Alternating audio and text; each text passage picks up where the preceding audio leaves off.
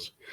Hi, this is William Ramsey. Welcome to William Ramsey Investigates. On today's show, I have a very special guest. He's a filmmaker. His name is Matthew Landman, and he made a film titled Frankenskies. And if you're watching on YouTube, you can see his website in the background, www.frankenskiesthemovie.com.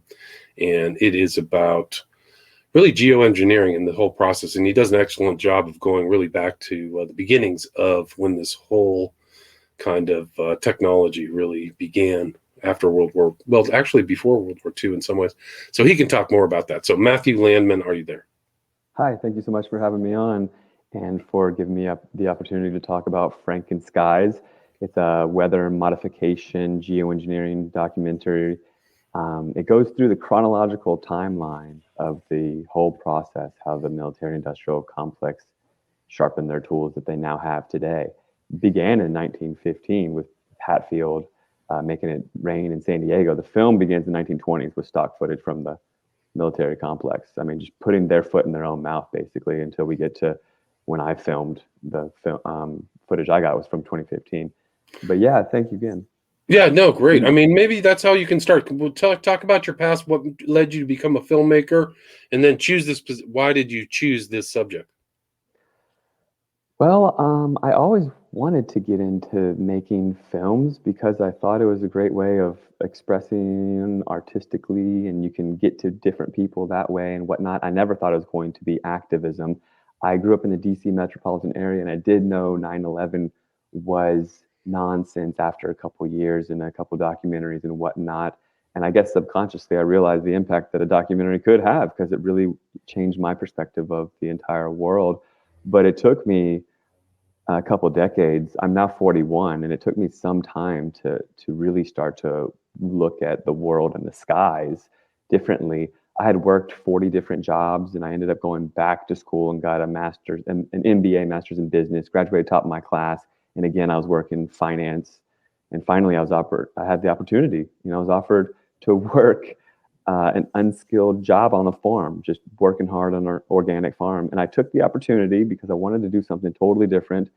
And where I was living in rural Northern California, where I'd gone to school, is this total agricultural community with very sparse air traffic. And after a year of working on this farm and literally getting grounded and learning so much, I thought I knew everything. You know how you get kind of cocky in your mid-30s and you think you know everything, and then you start to learn more and more. I didn't know about different varieties of food. I swore there were only 4 or 5 different varieties on Earth.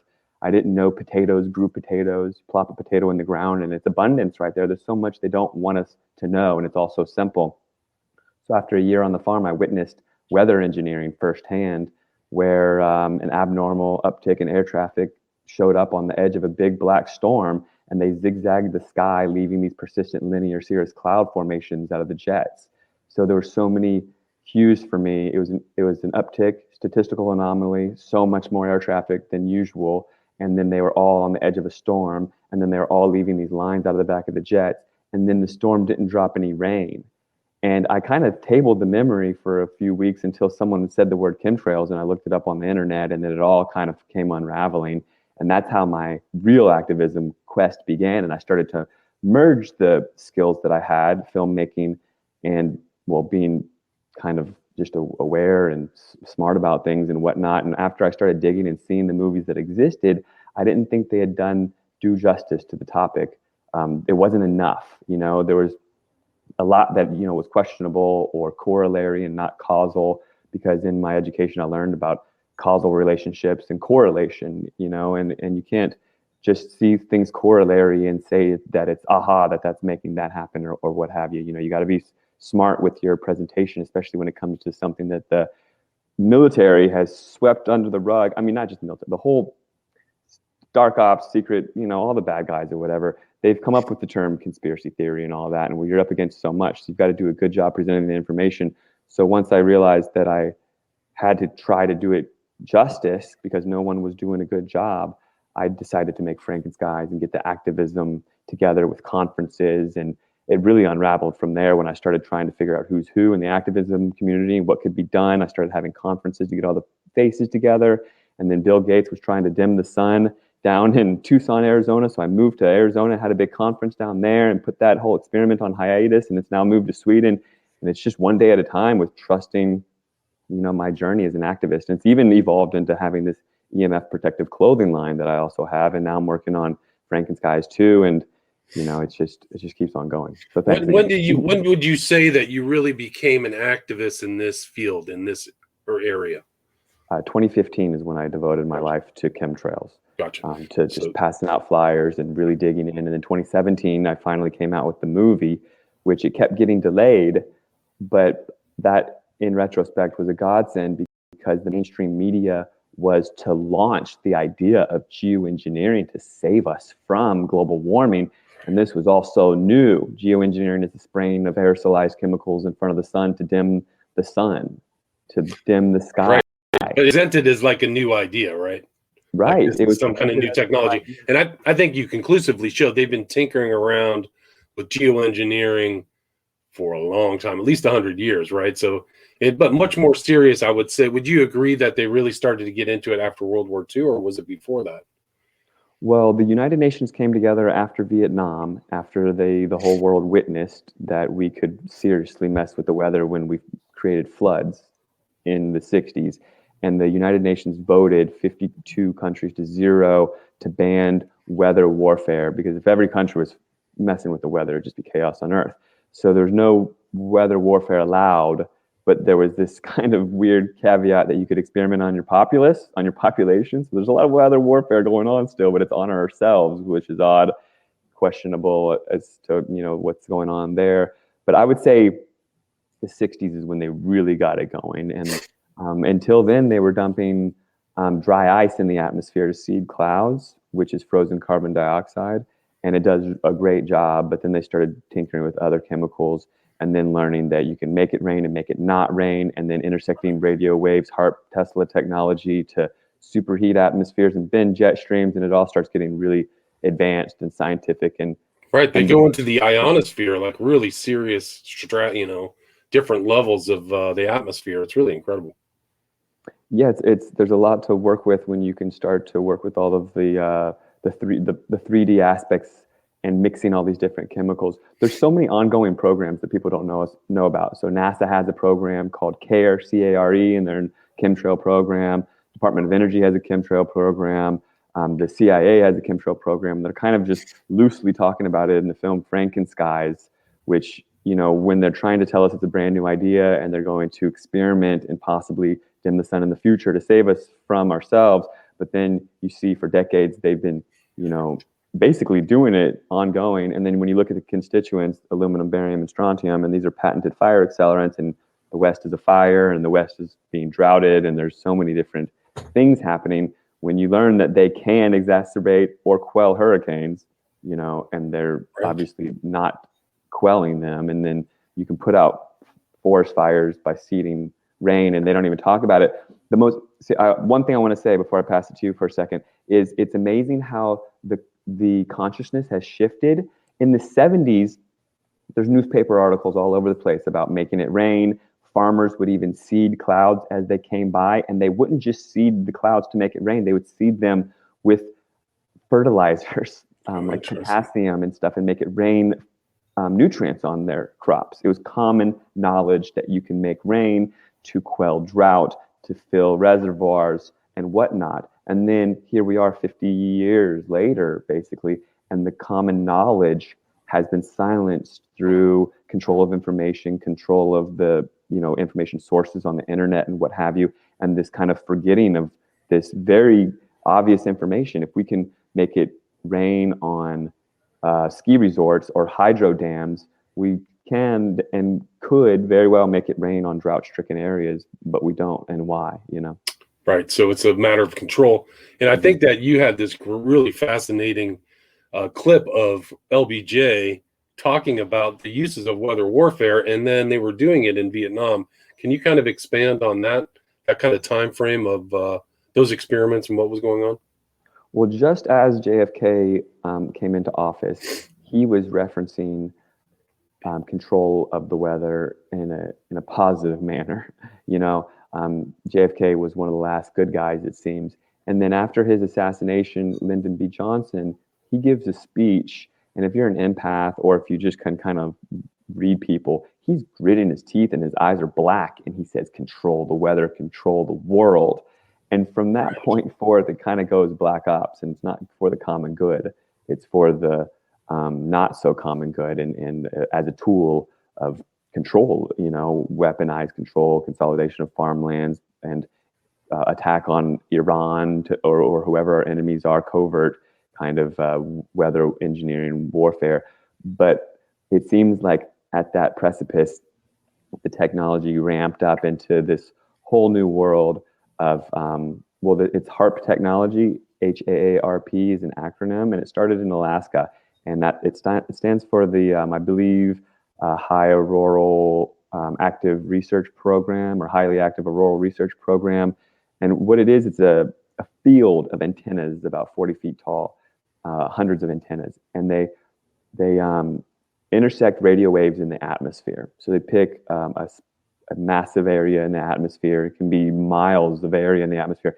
And they'll have these antennas point at that area and then have these radio waves intersect. And they're basically microwaving a portion of the atmosphere to heat it up. Well, if you lay out aluminum and barium and you're mixing chemicals in the atmosphere, and then these metallics are also heated up, you can create heat waves and heat bubbles and steer jet streams and do so much more than just make it rain or not rain. You can really twist systems and create these derechos, or ice storms in Austin out of season, or these polar vortexes, or these blobs. Right. They give them all these names, all these different heat waves and droughts and once in a 1,000-year storms that we keep getting, flooding South Carolina or whatever it may be. But at the end of the day, it's just the big they, sharpening their tools and researching, experimenting on us, and to what ends. It all seems pretty nefarious if you look at it. Yeah, it is. And I mean, then you're into the Frankenskies territory, where it's a witch's brew of certain different things they can implement. And you showed in your film, there was one city where they brought rain down with such an extent that boulders were coming down the street. I can't remember where that was offhand, but I was like, wow, this is super powerful. They can really play God in a way. Well, that town in the UK that was experimented upon, and that footage was from the 70s, I believe, or maybe even earlier. Someone contacted me very recently and said that town was actually wiped off the map in very recent floodings and what have you, and engineered floodings and what have you. And what happens is the media takes these headlines of floods or drought or whatever, and they spin it out of control, getting people embracing fear, without any solutions. And then the only solution that they have that they're presenting to them is dimming the sun. They put it all under the umbrella of global warming, which it's climate change. I guess it makes a little bit more sense, but it's all this Hegelian dialectic, problem, reaction, solution, where they create the problem, and then the solution is the problem, and we're just in fear eating it up because we don't realize that they could actually do something so horrid. But the history speaks for itself. So if you can wrap your head around the history and understand the film Frankenskies, which anyone out there should at least watch the first 20-30 minutes to sink their teeth into it. I've had so many people that are non-believers of anything of this nature, and you watch the film, it's not a narration of some guy trying to convince you. It's historical footage, 1920s, 30s, 40s, Military 50s, 60s. Footage, all that stuff. Mm-hmm. Yeah. And once you get to modern day, and they've turned it to this normalizing of the dimming of our skies, but not telling us the tools that they have, it becomes very obvious that something, I keep saying the word nefarious, but the truth is being hidden, Sinister, yeah, it's very sinister. Yeah, and it is sinister. I mean, what's the whole argument between contrails and chemtrails? Can you tell the listeners what the difference is, and why some of these lines are definitely not contrails? So the contrail chemtrail story, that's a really fascinating one. And to fully wrap your head around it, to understand what controlled opposition is and controlling the narrative, and basically it goes all the way back to the Black Panthers. The U.S., the CIA, the FBI, they were pretty afraid that the Black Panthers might get some traction in the African American community, so that they were infiltrated and they were kind of taken over by the government. Since then, a lot of activism in different spaces, including just vernacular or all of this ridicule psychology through different media conglomerates and whatnot. The control mechanisms have gotten so diverse, it's pretty confusing for the normal person to understand how deep it goes, and that even words like contrail and chemtrail are put into the vernacular to polarize things. And we live in this dualistic up, down, left, right polarity, dualistic world, where it's easy for us to then grab a hold of this and then create this controlled debate. These think tanks come together, create these words like conspiracy theorist. That was a word created after JFK was assassinated, and it's been propagated by the control mechanisms to divide the public. It's very, very smart. So to wrap your head around it, first I was out in the world trying to explain and convince people the difference between chemtrails and contrails. The real truth that I slowly unraveled is the contrail is actually a con in and of itself. So the story that the mainstream or the CIA or the geoengineers or the boogie guys, bad guys, the they, some people don't like that word they because it's a big word and it's been demonized and it makes you seem like a conspiracy theorist. But either way, the they want us to argue over a contrail is the short trail. And that's when there's certain humidity in the atmosphere and the hot air coming out of the jet creates a condensation trail is what it's supposed to be. Condensation, like your breath coming out of your mouth on a hot day because of on a cold day, sorry. The moisture became the fog on a cold day. And it's the same principle in the atmosphere, they say. And then you're supposed to debate, well, what about the long line? Oh, well, the long line is actually a chemtrail. It's aluminum, barium, strontium, and whatever. That one's a contrail. That one's a chemtrail. That's a controlled kind of weird debate that we're supposed to confusion tactic be arguing on even right now. We're supposed to be like in this debate. The real truth is in 1964, Rolls-Royce started creating these high bypass turbofan jet engines. They're very efficient jet engines. They're 2 tons, titanium and steel.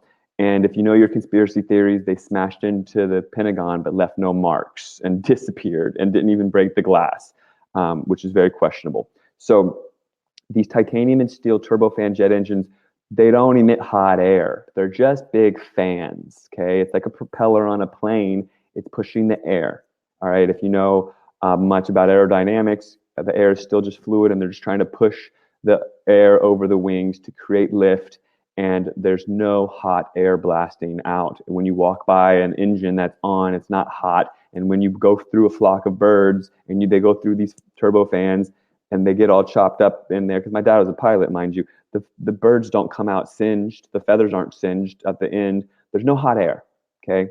Period. The end. Maybe on a super jet coming off of an aircraft carrier at war or something, those jet engines emit hot air, yes, because they're different. Okay, but when we're sitting around watching passenger jets and whatever go by, and we're like, oh, that plane has nothing coming out of the back. That's normal. The end. Okay, so this controlled debate of the contrail, chemtrail, it's kind of a controlled division tactic, and it's not really real. So the short trail, the medium trail, and the long trail, as I like to call them, are all different chemicals. So the short trails are usually primer planes. They prime the sky for different chemicals. It's just when it unravels into the haze, you can't see it as much. I believe it's barium. So you're mixing chemicals in the sky as a laboratory. It's a NASA quote, and they're charged differently, so they attract to each other. It's generally barium, aluminum, and strontium, and each one looks a little different when it's sprayed out of generally drones nowadays. There's patents going back all the way to the 70s, barium release rocket drones from NASA and what have you. And so that's really the answer on that one, that there's different chemicals being sprayed to modify the weather or to slowly mess with the sky so that they can eventually say, oh, yeah, we've been geoengineering to save you, you're welcome. But if you know anything about greenhouse effect, if you add a layer of aluminum, that might totally backfire, and it might create crazy greenhouse effects and heat, like a microwave, because how's the light that get in going to get out if there's aluminum layer? It doesn't make sense. And I think they're trying to create a dystopia where the heating actually does happen, and they say, oh, we've got to keep spraying, it's not working. And it's just, we can't give our power away to these control mechanisms that are just a very, very minimal amount of the overall percentage of the people. This is a very small group trying to control all of us with lies.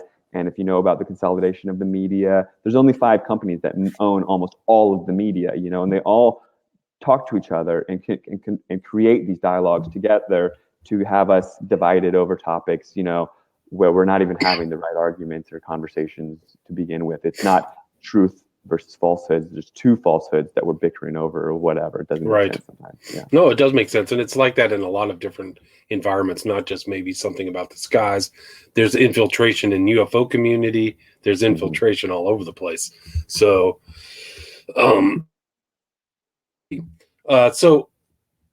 I mean, I've seen here in LA, I've seen chemtrails like you wouldn't believe. I actually uploaded some to YouTube. I got to go find them from back under the Bush administration.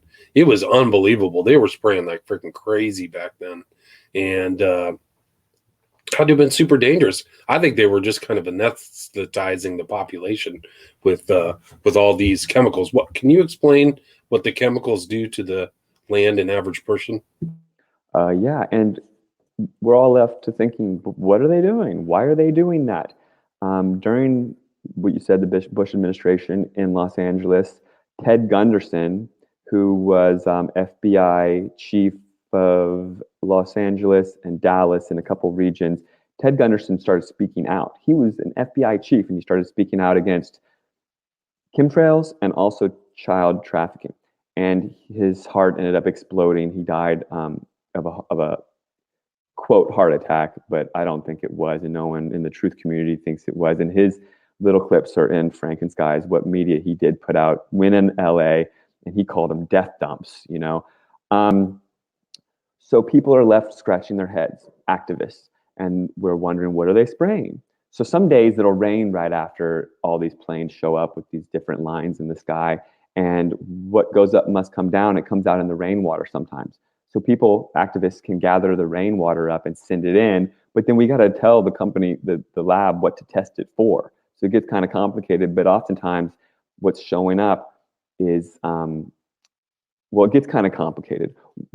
The who, what, why, where, when, how. A lot of people want to be able to have all these answers before they can convey these truth conspiracies, whatever, like chemtrails, to their friends, families, and peers. And if they don't have all those answers, it's really hard. The who, what, why, where, when, how, it can all get wrapped up with the story of the Department of Energy. Okay, it goes all through the military and what have you. But when you learn about the Department of Energy and how they're involved, you can answer a lot of the questions and start to become like kind of a chemtrail activist. So the Department of Energy, they don't want solar power to proliferate. So they want to get behind the scenes and dim the sky and say, we need it or whatever, so that their oil and coal can always be the energy that we need, and they can maintain and be these greedy a-holes in charge or what have you. So also when they burn coal, there's scrubbers that make sure this black, nasty smoke doesn't go in the atmosphere, and they scrub the soot, and that's what's called coal fly ash. And in that coal fly ash are these nanoparticulates of all that dirty stuff, aluminum, barium, strontium, titanium, cadmium, all these things that are coming up in the rainwater after the spray days. So people are wondering, where are they getting it from? Well, there's actually from these power plants that burn the coal, there's railroads that go directly to Air Force bases, and people are coming to my conferences with all of this follow the money research and all of this information about how what's being sprayed in the sky is just the soot from basically the coal being burned, and some of it's being filtered and some of it's not, and you can pull out the different chemicals and then remix them in the atmosphere together. So instead of taking this toxic product that's not supposed to go in the sky and disposing of it, just kind of like fluoride, how they do that, they're putting it back into the environment for nefarious agenda, to basically get us sick and mess with the weather and all these other things. As these different constituents come to ground level, like aluminum, a lot of it's aluminum. So you can dissipate rain clouds with aluminum. So as a storm approaches, you can just spray aluminum and the storm won't drop any rain. You could spray other things to make it rain, but aluminum is one of the main things that's sprayed, and aluminum is showing up in the trees. It's showing up in our blood and our hair in our brains. And a lot of it's coming from just the aerosolization of it. It's leading to Alzheimer's and dementia and all those things. You can learn about detoxing and chelating, and avoiding fluoride is really important. Don't have fluoride toothpaste and what have you, because fluoride, it comes from the aluminum industry. When aluminum is melted, fluoride comes off of it. It's a toxic byproduct of making aluminum. So those two things, when they're mixed in your body and go to your brain, they have chemical reactions in your brain, and the fluoride actually helps the aluminum bypass the blood-brain barrier. And if you can just avoid one of those two elements, or ideally both of them, and stay mineralized and healthy, and you're not absorbing these toxins from the environment, I'm kind of on a side note, but we're not victims to it all, is what I'm saying. Right. No, but I think that's important, because we need to have some means, like you say that you have a special kind of clothing line. I mean, there has to be means to resist this. And chelating, I've heard, is one. And there are natural chelating. I think it's cilantro is a very powerful chelating agent, and some of these other herbs are very healthy for you. So if people are getting sprayed, there's ways or means to countervail those effects. Have you heard of any type of natural chelating agents? Yeah, definitely. Also, spirulina and chlorella, it'll bond to these heavy metals and pull them out of your system. Diatomaceous earth also. And if you look at these diatoms, they're like little filters. They're little ancient sea creatures, diatomaceous earth, and they help pull these things out. Also, zeolite. You can test your hair and see what you've got going on, or consult a naturopath. But aside from that, it's really important to understand mineralization. There's such simple truths like acidity and alkaline diet that are kept from us. Okay, they want you to think to rely on big pharma and all these things, but if your body is not mineral deficient, then you're not absorbing all these toxins from the environment trying to find the minerals that you need. Okay, so this is a very empowering, simple example. So when we ingest 1 molecule of sugar, it takes our body 54 molecules of magnesium to process 1 molecule of sugar. So most of us are magnesium deficient. We don't even know it. Magnesium is needed for development of bones, and it's actually a very critical mineral that our body needs. So we can get magnesium from leafy greens. You know, if you just have a nice, healthy diet of salads and maybe wheatgrass shot here and there, or whatever you can get your hands on organic, then it helps, because magnesium is the central atom in the chlorophyll molecule. So you get up to speed on your magnesium, topical magnesium baths, or any other diverse mineral supplement that are plant soluble, that are like water. That sometimes you can just go to the water store and they have water mineralizers that remineralize your water. You know, you get up to speed on your minerals, and then your body's not absorbing these toxins from the environment. So say you're out there in the world and they're spraying radioactive cadmium or something like that, which they did on the city of St. Louis in the 70s, and it's exposed in Frankenskies, and that's an amazing bit of the film. They're spraying radioactive cadmium, and most people out there are absorbing this into their bones because they're mineral deficient, and it's somewhat similar to magnesium. So your body's like, oh, is that magnesium? And it's pulling it in, and now you've got radioactive strontium chemtrails in your body absorbed into your bones. But if you weren't so mineral deficient, your body would be like, oh, look at all that out there. I don't need it. I'm up to speed on my minerals, and I'm a happy, healthy human being. You can learn about, there's other different ways of getting minerals, like shilajit is a mineral pitch that has all sorts of minerals in it. And also just eating healthy and understanding what GMO is. They try to muddy the waters to make it seem deep and confusing. But GMO, it's genetically modified organisms. But why are they modified? They're just simple DNA tweaks so that they can withstand being sprayed with poison, whether it's glyphosate or an herbicide or a pesticide or whatever. They're just tweaks so that they can withstand something that would otherwise kill it. You don't want that food that has the poison on it. Spend a little bit extra, or consult your farmer or whatever, get the healthier organic stuff, and you're not going to be depleting your body of these minerals by ingesting these toxins and these little simple things to curtail your life in a little bit. You know, you don't have to change everything, but you can learn about alkaline, learn about Dr. Sebi, S-E-B-I. He died to bring this truth to the people about alkaline diet and acidity and what have you. And if you understand these very simple things, you can take your power back. Gotcha. And so how do you perceive this whole Frankenskies in the context of kind of globalization and this rise in technology? Where do you think we are, the truth of where we are now, considering HARP and all these other kind of very powerful instruments and maybe a space force? Where do you consider we are now, and what will we be in the future? Well, HARP has now been it's been shrank down into these big, they look like big golf balls, and they're on aircraft carriers and hillsides, and they say they're to predict the weather, but they're actually to control the weather. And they're called Doppler and NEXRAD and whatnot. And those are ionosphere heaters. And so HARP is now all over the place and mobilized and influencing us big time, and will continue to do so, even more so into the future. I mean, as the technology persists and we get more and more like 5G antennas everywhere and all of that becomes integrated, it'll be more in our face, and they'll be able to, for instance, elevate these aerosols easier with more antenna everywhere, because they want to rely on this like Internet of Things 5G network everywhere to microwave these particles and what have you. And then, kind of to answer your question, when we first had these lockdowns last year, they said, oh, everyone got locked in their homes. The climate was okay then, and global warming went down. We need to start doing climate change lockdowns. So that's like Frankenskies 2. I'm working on Frankenskies 2, the movie. Check out frankenskies2.com.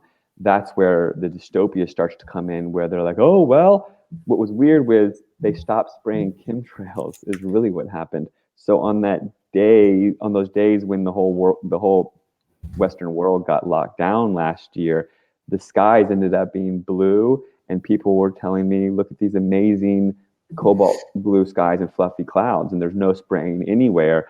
And I believe they stopped spraying so that the temperatures could stop going up. Necessarily, they didn't geoengineer for a little bit so that they could say, oh, look, we locked you in your homes, and now climate change, global warming was quelled for a minute. Let's do that some more, and your smart meter will watch you and make sure you don't go outside and all this other dystopian nonsense, because they're integrating all these things, linking them together to, I mean, it's going to be we're entering into a whole new world where they want to globalize all of it. And I mean, it's going to go slippery slope, and it's happening right before our eyes. And here we are to witness it and kind of buck the system and bring the truth forward. And yeah, it's going to get weird as all of it gets integrated, especially with a 5G network.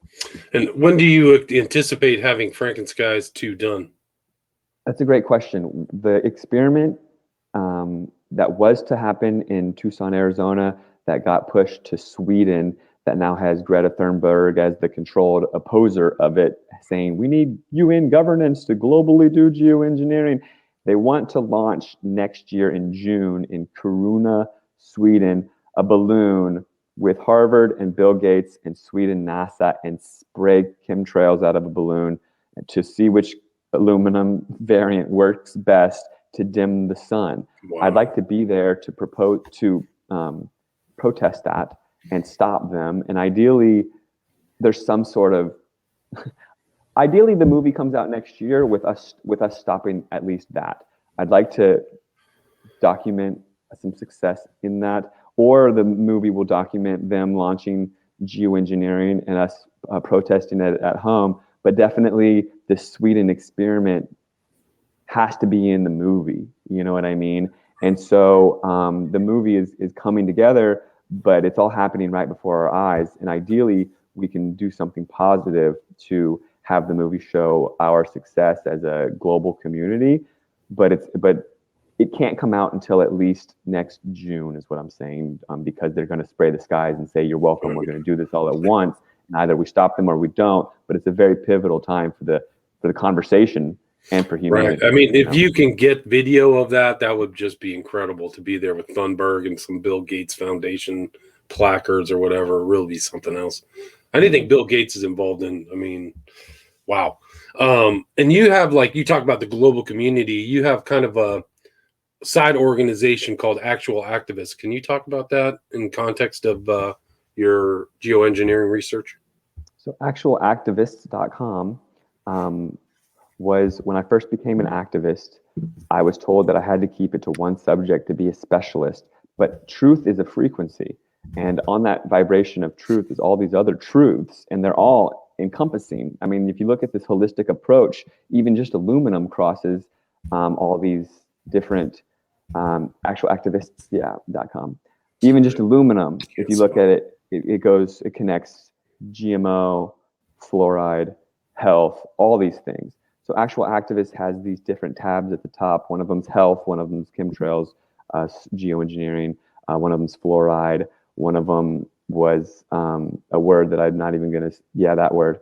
This word, this word. And there's a lot of amazing truths there. And I'm going to have actually a TV Guide kind of podcast thing for all of the different truthers to show the community.